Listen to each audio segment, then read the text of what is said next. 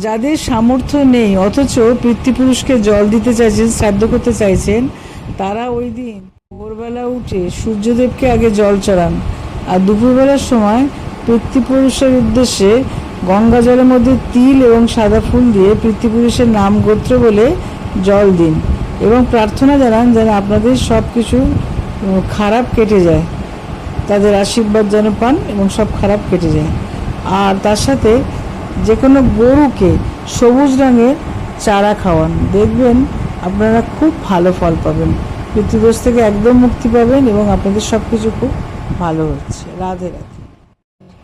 যাদের সামর্থ্য নেই অথচ পিতৃপুরুষকে জল দিতে চাইছেন, শ্রাদ্ধ করতে চাইছেন,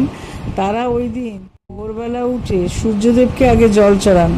আর দুপুরবেলার সময় পিতৃপুরুষের উদ্দেশ্যে গঙ্গা জলের মধ্যে তিল এবং সাদা ফুল দিয়ে পিতৃপুরুষের নাম গোত্র বলে